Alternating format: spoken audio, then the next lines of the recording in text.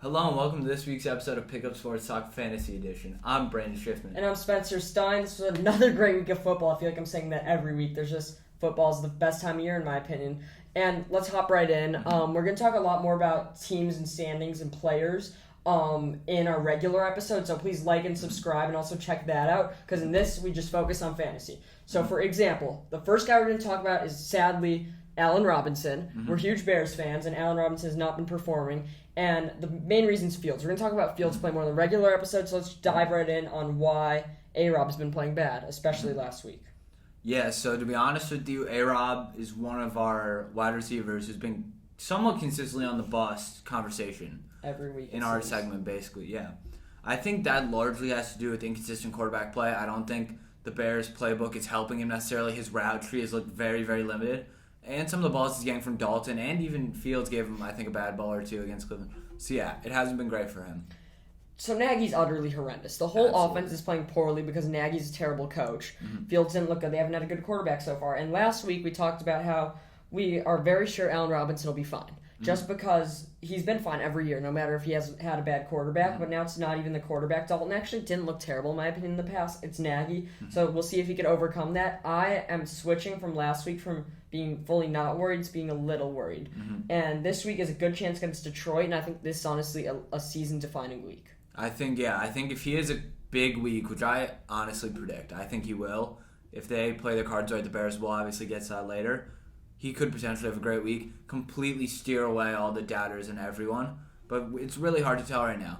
He's always been consistent, though. You made a good point. Another guy who's always been consistent for as long as I can remember, Robert Woods. Yeah, Robert Woods, I mean, I wouldn't necessarily say as long as I can remember, but For the the most past part. couple of years, Yeah. he's been great. And this year, he's pretty much non-existent. He doesn't seem to have that connection with Matthew Stafford. And last week, we said the exact same thing. We put him and Robinson in the same category. Now, I'm a little worried about Robinson. I'm a lot worried about Woods. I completely agree. I think Cooper Kupp has established himself as a wide receiver one for them. And as long as he's out there and he's playing well, it's him getting the ball.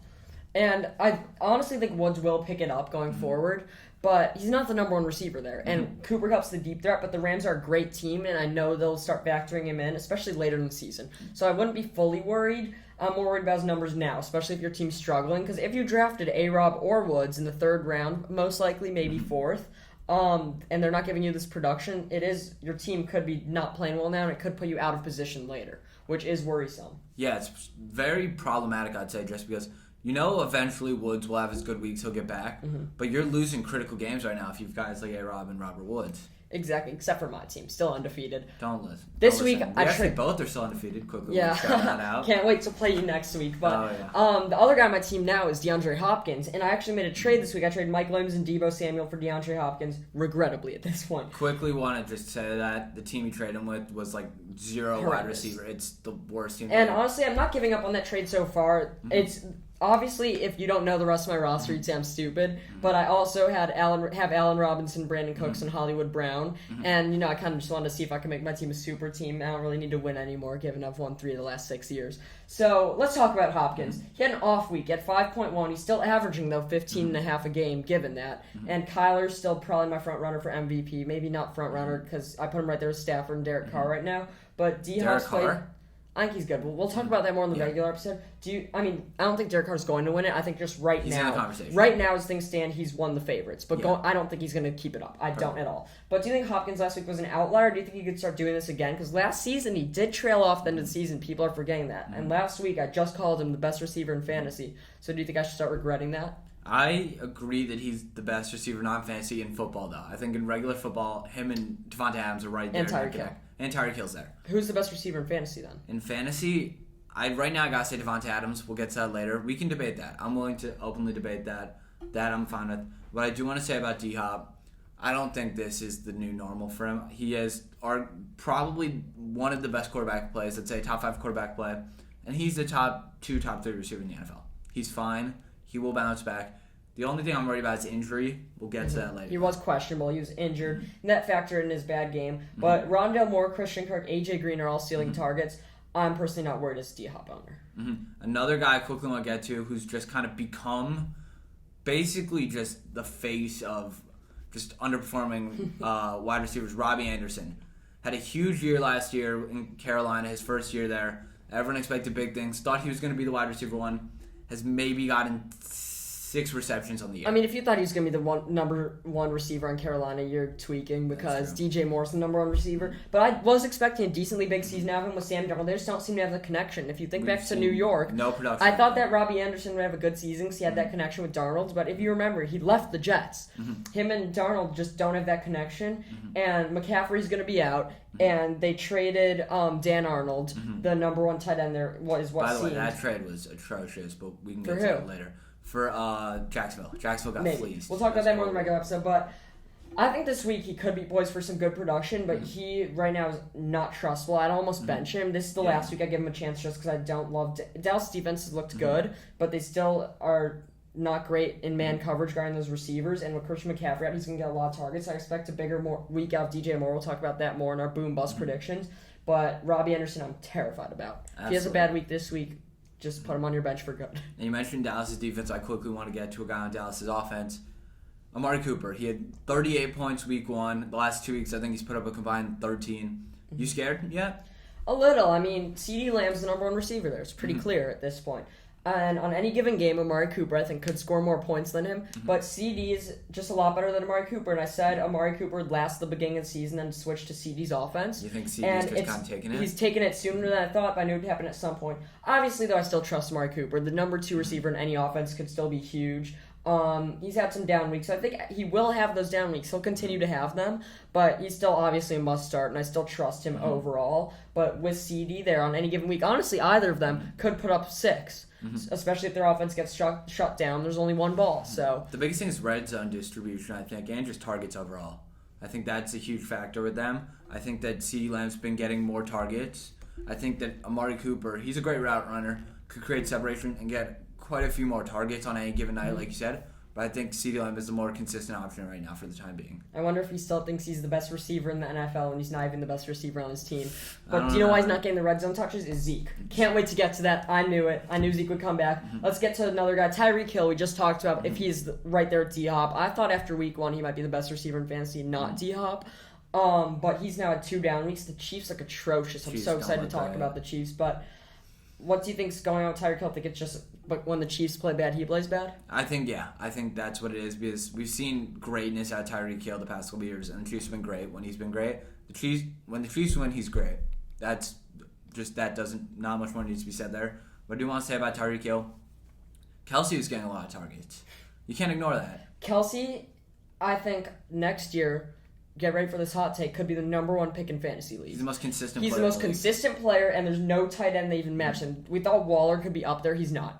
And I have Kelsey, and Kelsey just outperforms everyone at his position by so much. That's like, okay, the difference between McCaffrey and Joe Mixon's pretty large, and that's between if you take him first pick or the back of the second round. But what's a bigger difference, that difference or Kelsey to the next guy?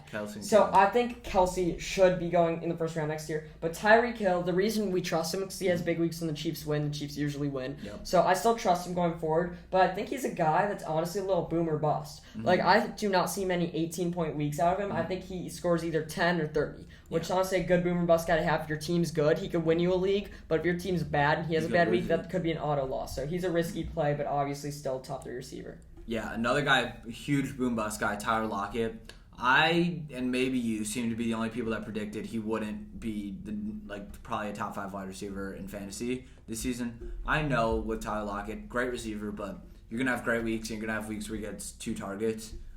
I'm not saying that I'm panicking if I'm his owner, but I'm realizing now that isn't the standard. He's not going to be putting up 30 for me. Yeah, I mean, the 3 receivers I like to try and get 2 of them in football is one of the Rams guys, which is Kupp or Woods, and Lockett. Last year I drafted Woods and Lockett, and I was very happy about it. And this year I was trying to get him. I couldn't get either of them, sadly. And it's because Woods is Mr. Consistent, and Lockett has a couple of breakout weeks and a couple of bad weeks. And I honestly think I trust my team enough usually to take that risk with Lockett. He has looked, honestly, getting banged up every game. But I still trust him overall just because I trust that Seahawks offense overall, even though they've not looked great. He will still get those deep touches. He's still, I think, a little bit lesser version of Cooper Kupp, so I trust him going forward. Yeah, now quickly, we can do a running back rapid fire. How do you feel about that? Yeah, I feel good. Miles Sanders, obviously, we both thought would be a bust. We have called that every day, and you know what? I'm happy to call him a bust every week going forward. every week. I do not trust Miles Sanders on any level. Yeah, I took him last year. It's one of my biggest regrets. I think I would have won the league. He was on my. I would draft Josh Jacobs above him at this one. I am never drafting Miles Sanders at any cost. If I had no running backs and 2 receivers, I would draft a receiver before Miles Sanders. And there's no world where I would have drafted him this year. Now let's quickly get to the Cleveland game where 2 of our bust running backs were on there. Nick Chubb and David Montgomery both had somewhat bust weeks. Do you want to quickly? I mean, I start also with think one or we the other? overestimated David Montgomery after week 1. He's still great. He's still probably a top 15, maybe 20 running back, and I still largely trust him. But he's had those off weeks, and the Bears offense, hate to say it, no one's trustworthy in there. I can't trust one guy in that offense. And, I'm kind of mad at my trade because now I have to start A-Rob every week because I would have benched him this week. But I'm going to the game. I'm confident they're going to have a bounce-back week, and I think they're going to play well against Detroit. Yeah. Another running back quickly wanted to get to, Jonathan Taylor. He's been the talk of a lot of controversy. A lot of people are saying he's not sustainable with his lack of red zone carries. Had another bad week. Are you panicked? No, he's averaging 10 points a game, which sucks. And he was probably a top 8 pick in most drafts. But he's looking great on the first 9-yard steal. I feel like we're having the same conversations over and over about him, that I still love him. I'm still a huge fan, just because the amount of carries he gets. He looks awful in the red zone. And Nyheim Hines is also, honestly, is getting right now more points than him, which is a little concerning. They're trying to trade Marlon Mack, so he's not an issue anymore, at least, so it's only kind of Nyheim Hines, but I still trust him going forward. Honestly, he could score 10 in another couple of weeks. I still trust him, just because the way he runs just looks great. Yeah. Everything about watching him looks great except for the red zone. So I largely trust JT going forward. Yeah, I completely agree. I think he's not a guy worth panicking about quite yet. And then I agree with you. Last bust of the week, Joe Mixon. I feel like a lot of these guys had big week 1s, now back-to-back busts. One of those guys is Mixon. He's still averaging 14.5, but he only had 10 last week, and I think he scored single digits against the Bears. So why do you think this happened with Joe Mixon, and do you think he's going to have more down weeks or up weeks going forward? So far, he scored 25 week 1, now 8 and 10. I'm not freaked out about Joe Mixon. I think a lot of it has to do with their passing game. I think Burrow's been passing the ball a lot, which I don't have a problem with. I will get to Jamar Chase later. But I wouldn't be panicked if I have Mixon. Or you took him at the position you did, knowing the risk that was going to happen. He was either going to get hurt or have some bad weeks. So I'm not completely freaked out yet. Yeah, I'm not worried at all. They like passing it. I think their offense is good overall now because Burrow is above average quarterback. I'd say he's right there. He's right. And they have Jamar Chase, Tyler Boyd, and T. Higgins, and then Mixon will still get his carries. Pittsburgh, it's kind of tough to give him those carries. I said he would have a bust week last week, and he did, even with T.J. Watt out. But I think he's going to keep having around 11 points or around 20 points. So he's pretty consistent to have. I like him this Thursday night against Jacksonville. Yeah, absolutely. So quarterbacks, quickly want to get to. I'll let you start with Russ. He didn't have a bad week by any means, but 16 points. It's what not do a you have to bust. say about that? I think it's close to a bust, dude. How much do you think he was projected? He was projected, I think, 18? I want to say 20. 18? 19? 16 is by no means a bust. For Russ, it is, because I expect 25 from him a week. That's my honest take. You can't expect 25 out of anyone in fantasy. I mean, Most a bust is at least more than 5 points below or above their projection. If he's projected 19, 16 by no means by any quarterbacks is a bust. Last week we talked about Josh Allen. He put up 16, and he was projected in around 2021, and you said it's not a bust. So why would Russ? Just because Russ on my team and you're a Josh Allen fan? No, I'm saying this. I expect, especially, I think they played the Vikings, I want to say, right? Yep. That Vikings defense isn't great. I would have expected more. Patrick Peterson looks good. Patrick Peterson looks good. We'll get to that. I expected more out of Russ, that's all. You might not be able to No, you could definitely say you expect more. I expected more, but 16 is by no means a bust, and I still trust him immensely going forward because DK Lockett, the only part that's going south is I don't think he's going to be in the MVP conversation as much as I thought. Yeah. But he's still, I think, a top 5 fantasy quarterback. I think he's up there. Kyler, after week 1, I was saying was probably the first or second best fantasy quarterback, and he had another down week. Yeah, I think I got a little recency bias out of him, and I was expecting high 20s out of him, low 30s. We didn't get that this week. And against Jacksonville of all teams. Jacksonville of all teams, that was another thing. I'm not worried, but I do have to say I was disappointed in that heavily.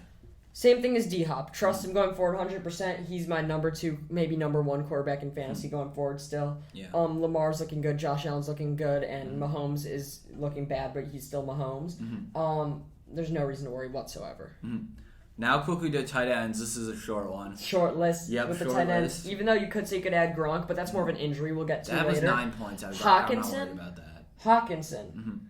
has so far looked like he might be eclipsing Kittle as the number 3 tight end. I've been telling people every day he's not. I still trust Kittle. Kittle did not have he had a so-so week, He had but 17. Hawkinson That had a was bust. good compared to what he had a great week. Hawkinson busted. Hawkinson had 3 points. Not great by any means. I think there was a lot of recency bias surrounding him. I'm not panicked, though.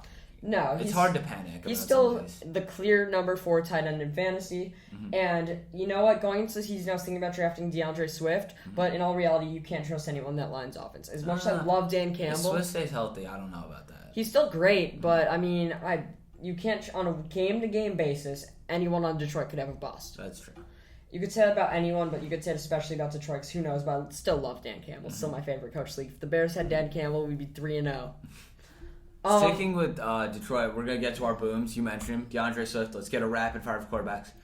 How many points? I think 23. He's on my team. Swift had 23.7. He had 24 week 1. He only had 11 week 2. He's your classic second-round running back. He's a little injury-prone, but he's having a great overall season. He's great. He gets receptions. He's getting those attempts. He had his first touchdown of the year this week, or at least his first rushing touchdown this week when he had a receiving.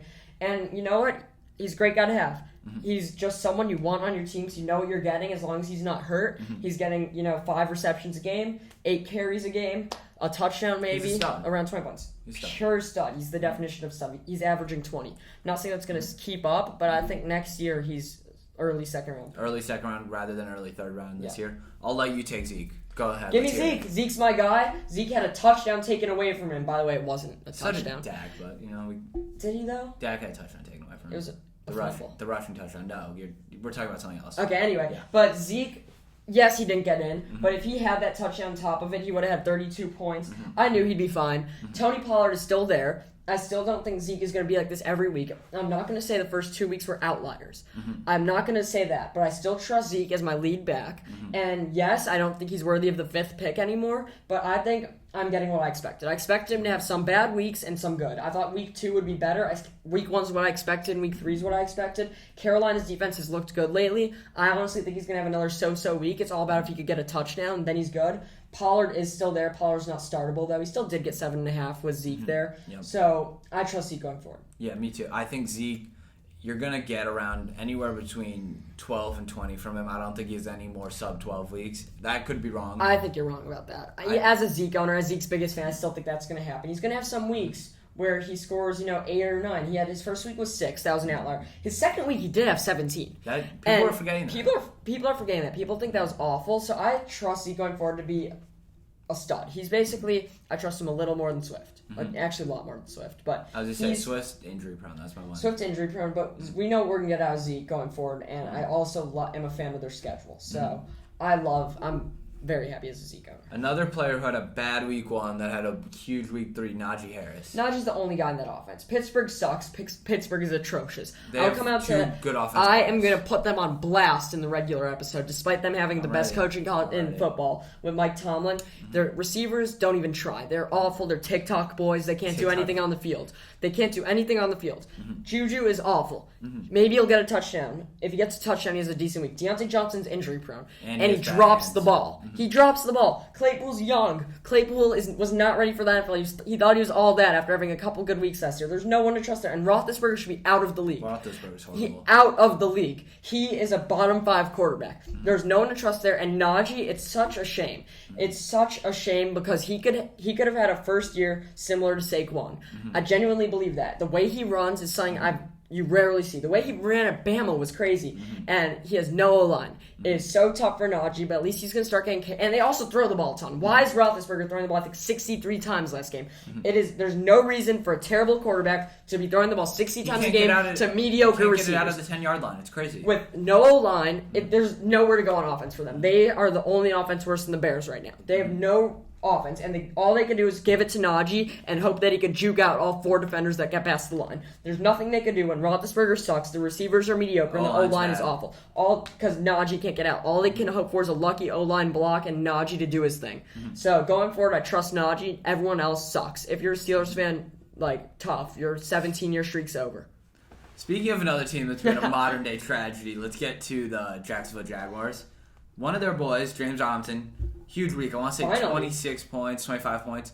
Like you said, that's what a lot of fantasy owners were saying. Finally. Week 1, I was a fan of James Robinson in the draft, and after last week, I said I'm not going to say he's a bust, but I don't trust him going forward till he has one of those big weeks. And last week he finally did with 25, and now I like that he's playing a Thursday night game to carry the momentum. Cincinnati's defense has been middle of the pack, a little below average, so I think he's going to have another decent week. I think he's going to have a week in between 1 and 2, and then a little less than 3. I don't think he's going to score 25 a game. I still think he might have some of those bust weeks, but Urban Meyer now knows that he needs to use Robinson. Robinson's their best offensive piece right now. Officially, you can say, was not a fan of Robinson when he got that job. He drafted ETN in the first round for a reason. When Robinson, honestly, was, a top 5, 10 back last year. Yeah, top 10. I don't know why he drafted ETN in the first, but it clearly showed that he doesn't like Robinson. But now he's starting to get a feel for it. He has to. T-Law's been bad. Their wide receiver course has been horrible. Yeah, I think Marvin Jones is a great flex option, but James Robinson, I think you'll finally see he's starting to get carries. He'll have those busts. He's not going to score 25 again,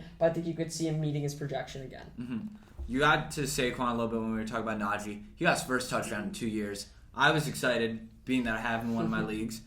I think that he's back. I don't think he's going to be putting up, let's say, 20 a game. But I think that we see a fully healthy Saquon right now. You know, we're all expecting Saquon to start off slow and kind of come back slowly. Week 1, he got 10 attempts. Week 2, he got 13. This past week, he got 16. It's great. He's ramping up. If you're a fan, I'm feeling really good about it. But I don't necessarily love him going forward still. Just because he hasn't had a good season in a couple of years. He's finally getting a feel for the game. Who knows when he's going to start being his full self. He is actually questionable going into this week. He was limited in practice today. Oh, wow. So I don't know, but I still think he will score, between 10 and 20 this week. Mm-hmm. So honestly, if you're a Saquon fan, there is a huge glimmer of hope for Saquon being a top back. Maybe not necessarily first round worthy, but top 10, 15. Mm-hmm. Yeah, quickly, one last running back I want to get to, make a quick point. Kareem Hunt, I think at 27 against the Bears, he was just cooking up our offense. It was hard to watch. Yeah, I mean, we skipped over Nick Chubb. He had 8.4 while Kareem Hunt had 27. Mm-hmm. And the Bears defense looked good, but for some reason they basically just wanted to give Kareem Hunt a field day. Chubb was sitting there on the bench. I don't know why they felt the need to let Kareem Hunt have his day. I still trust Nick Chubb going forward. Kareem Hunt, I don't know how to judge him. I do not want him on my team because it's such a hard decision. Because week 1 he had 17, which is what you'd expect every week. He had 6 carries and 3 receptions. And on week 2, he went back down only at 6 points. So this past week, he seemed like the lead back. I am confident that Kareem Hunt would be a top 10 or 5 back had there not been that incident in Kansas City. Absolutely. He was so good. I drafted him his rookie year. I don't know what to even think about him. He is probably the most confusing player in fantasy. That whole Cleveland running back core, they're both great running backs. It's just confusing. Yeah. Let's get moving to receivers. Let's kind of keep this quick. Cooper Kupp, another huge week. He's a wide receiver 1. He's a wide receiver 1. He's a wide receiver 1. He's going to be a top 5 or 10 receiver going forward. He's basically the old Cooper Kupp plus Robert Woods. Yeah. Which is kind of weird to say. He's fully healthy now. He looks amazing. There isn't even that much more to say. He's that guy. Mike Williams, great week. I trust him. I think he's a top 10 receiver going into week 4. But do you honestly think he's going to keep this up going forward? Because what I think is going to happen is he's going to have another big week. And then 1 week he's going to go down. Everyone's going to be like, well, it was 4 lucky weeks. I don't think that's true. I think he's genuinely a top 10, 15. He's earned his targets. He's earned his spot. And he could have right now 2 bad weeks. And I'd still trust him. I think he might be the lead receiver because he was drafted top 10 the draft out of USC 5 years ago. And he honestly is one of the best physical statures of an NFL receiver. He's huge. He's legitimately fast. He's not fast for a person. He's fast for an NFL player. Every NFL player is fast. Yeah. He is genuinely above average for the NFL. Too. And he's huge and he's fast. And he has hands. I don't know why he hasn't been getting targets for 5 years. And for every preseason, someone out there saying, I don't know why Mike Williams won't get the ball more this season. This year finally happened, and I think this propels him going forward. I think him and Keenan Allen are going to be wide receiver 1 and 2, but I think it's going to be closer than most people think. Yeah, I do not expect this to have Mike Williams every week, but he's still, I think, wide receiver 2 or maybe even 1. He's a must-start. Speaking of my opinion, the end of the year fantasy wide receiver 1, Devontae Adams. He had a great week against San Francisco. It was. He's great. There isn't all that much more to say. He's great. Yeah, I mean, he's progressed every week from 10, 20, 30. And by the way, when I said Hopkins, the best receiver in fantasy, I don't necessarily mean he's going to have the most points at the end of the season. Even though that does judge who has the best season. Consistent. Even though I'm judging who I personally think is just the best receiver in fantasy, and Hopkins I trust the most. I don't know why. Adams still great. Rodgers looks like, obviously, he does care about Green Bay. I'm starting to get worried that he's going to stay there long term, but I still don't love Green Bay overall. I don't think they're going to have as good of a season as last year. I've been steady on that. And they did have 2 close games, but I do think they'll get their confidence back, given they have Pittsburgh, Cincinnati, the Bears, and then Washington coming up. Then they do have Arizona, KC, Seattle, which is going to be tough. So I think they'll finish with about 11 or 12 wins, and I do love Adams going forward. So he's still probably top 3 receiver in fantasy. So if you had any doubts, throw him out the window. Another guy, Jamar Chase, 2 touchdowns this week. He has 4 touchdowns in 3 games. I think we need to start talking about him as a serious wide receiver talent. Yeah, he's a must start. I kind of told you I thought Tyler Boyd was not going to have a great week, and T. Higgins would. T. Higgins did have 16, which I like. Boyd had 11.3. What did surprise me was Jamar Chase, because Jamar Chase has 4 touchdowns in 3 games. But my thinking was, I haven't had a large enough sample size. He would be a must start for me last week, but I was thinking against the Bears, his touchdown was almost garbage time. It was bad play by the Bears defense. But right now, it's looking like he is a touchdown threat. He hasn't gotten lucky, and he's the number 1 receiver in that Bengals offense. He's another Mike Williams type guy. He's just a huge. He's huge, like stature-wise. Not as big as Mike Williams. He's like 6'3". He's big. Mike Williams is a unit. Mike Williams like 6'4", 6'5". If I had to take one of them, if I didn't know anything about them and I just looked at them, I would take Mike Williams, my receiver. But Jamar Chase looks to have the brightest future in the NFL. He has such a bright future. It's his rookie year, and he's already the number 1 receiver on offense, and is averaging 19 2 other points. great receivers. Yeah, so that Bengals offense looking good overall. Quarterbacks, Josh Allen had a huge week. As I said, I actually did, even though we're not having this conversation again, even though I've said Josh Allen is going to play worse than last year, I said he is still going to have those 37-point weeks every once in a while. And I honestly thought that was going to be last week because Washington's secondary looks bad. He has an upcoming game against Houston. Josh Allen, probably 3rd best quarterback in fantasy. He's not an MVP candidate, but he's still great.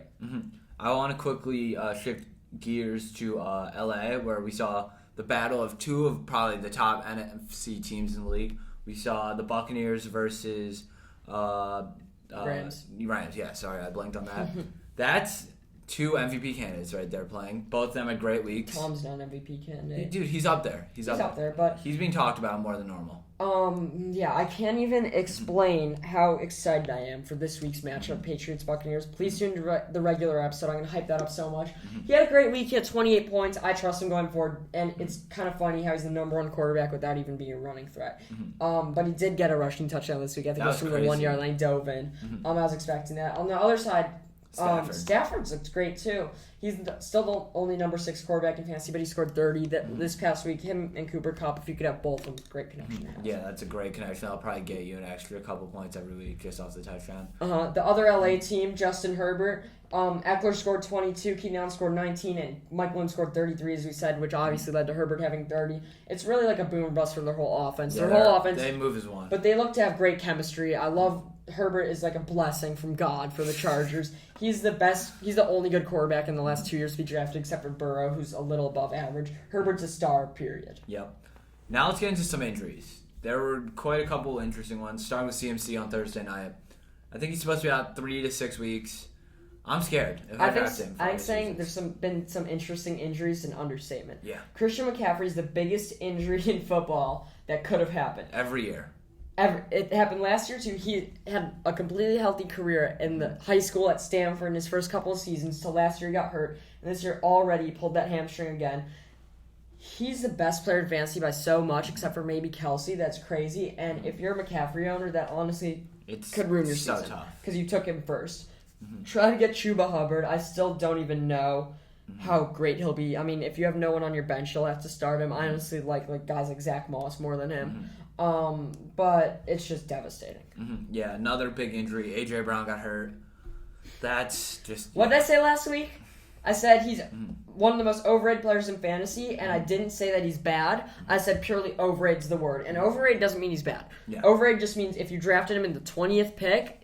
You're not getting 20th pick value. Yes. And now he's hurt on top of it. I thought Julio would have a bigger week than he did. He did not. But A.J. Brown, I don't trust going forward. I mean, he's injury prone. He's not looking great in the offense. Tannehill's looking horrible. Still obviously trust Derrick Henry, but A.J. Brown, I'm a little worried about. And so we talked about the first pick in most fantasy leagues getting injured. The second pick was out last week. Questionable. 2 guys, both pretty injury prone. So Dalvin Cook has been probably my favorite player in fantasy. Last year he carried me to a championship. I traded But you. thank you, bro. But this year I did not. I see you're still salty, but this year I did not want to draft him because I had a feeling he'd get injured. Last year was one of his most healthy seasons yet, and he still missed a couple games. He's been hurt every year. I don't trust him.